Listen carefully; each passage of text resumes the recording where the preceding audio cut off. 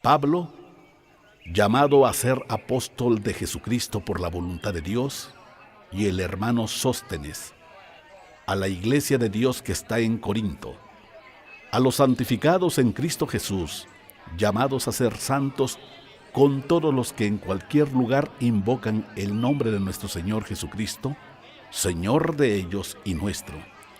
Gracia y paz a ustedes, de Dios nuestro Padre y del Señor Jesucristo. Gracias doy a mi Dios siempre por ustedes, por la gracia de Dios que les fue dada en Cristo Jesús, porque en todas las cosas fueron enriquecidos en Él, en toda palabra y en toda ciencia, así como el testimonio acerca de Cristo ha sido confirmado en ustedes, de tal manera que nada les falta en ningún don, esperando la manifestación de nuestro Señor Jesucristo, el cual también los confirmará hasta el fin, para que sean irreprensibles en el día de nuestro Señor Jesucristo.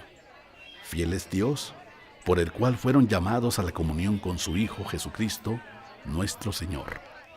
Les ruego, pues, hermanos, por el nombre de nuestro Señor Jesucristo, que hablen todos una misma cosa, y que no haya entre ustedes divisiones, sino que estén perfectamente unidos en una misma mente y en un mismo parecer. Porque he sido informado acerca de ustedes, hermanos míos, por los de Cloé, que hay entre ustedes contiendas. Quiero decir que cada uno de ustedes dice: yo soy de Pablo, y yo de Apolos, y yo de Cefas, y yo de Cristo. ¿Acaso está dividido Cristo? ¿Fue crucificado Pablo por ustedes? ¿O fueron bautizados en el nombre de Pablo? Doy gracias a Dios de que a ninguno de ustedes he bautizado, sino a Crispo y a Gayo, para que ninguno diga que fueron bautizados en mi nombre. También bauticé a la familia de Estéfanas.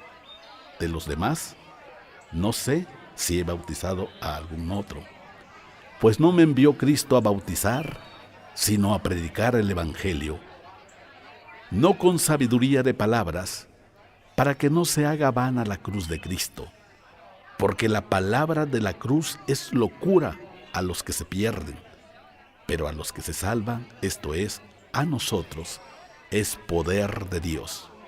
Pues está escrito: destruiré la sabiduría de los sabios y desecharé el entendimiento de los entendidos. ¿Dónde está el sabio?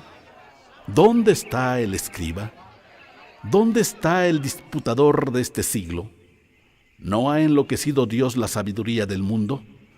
Pues ya que en la sabiduría de Dios el mundo no conoció a Dios mediante la sabiduría, agradó a Dios salvar a los creyentes por la locura de la predicación.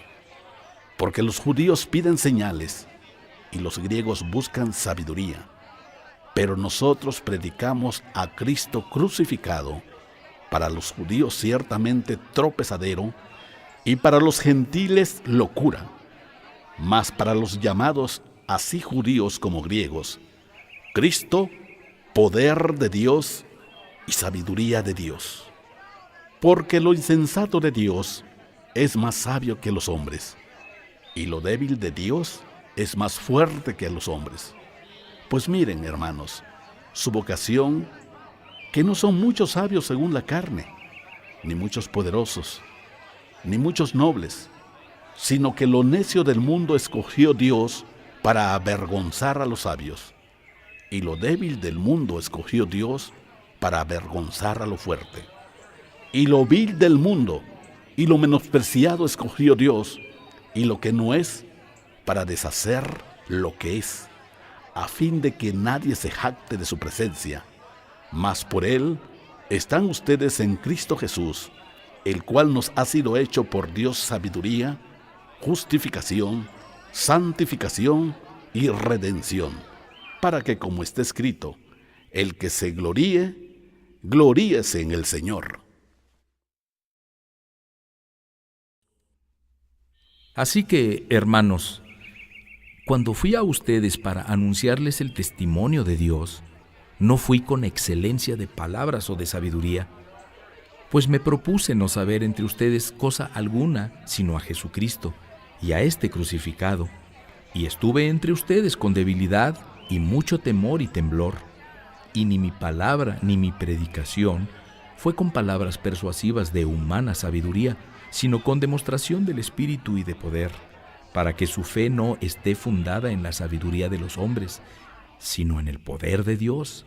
Sin embargo, hablamos sabiduría entre los que han alcanzado madurez, y sabiduría no de este siglo, ni de los príncipes de este siglo que perecen, mas hablamos sabiduría de Dios en misterio, la sabiduría oculta, la cual Dios predestinó antes de los siglos para nuestra gloria, la que ninguno de los príncipes de este siglo conoció, porque si la hubiera conocido, nunca habrían crucificado al Señor de gloria.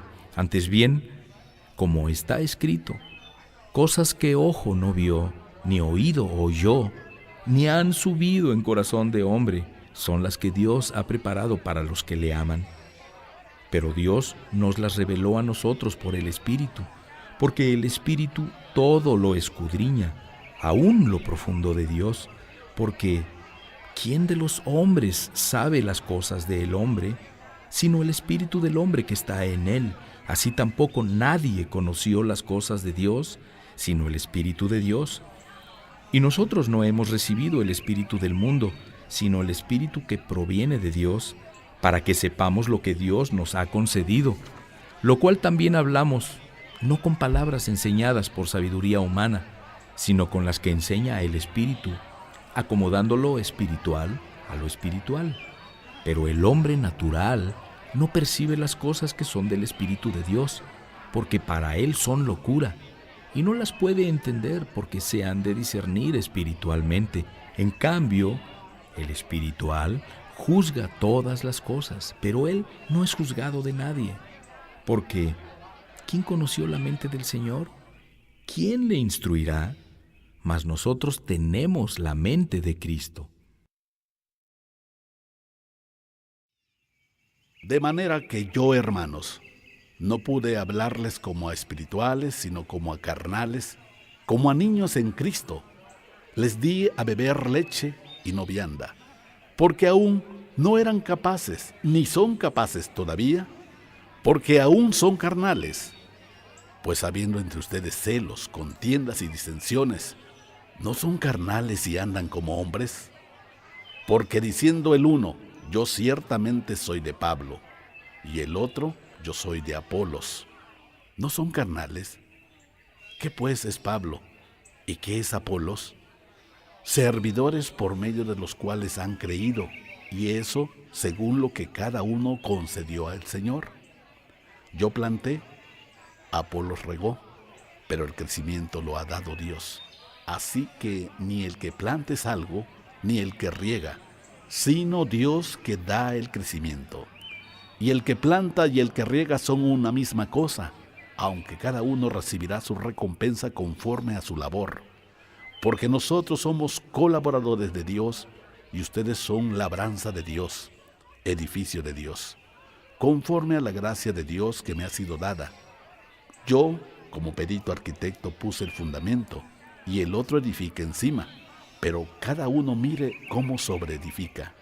Porque nadie puede poner otro fundamento que el que está puesto, el cual es Jesucristo.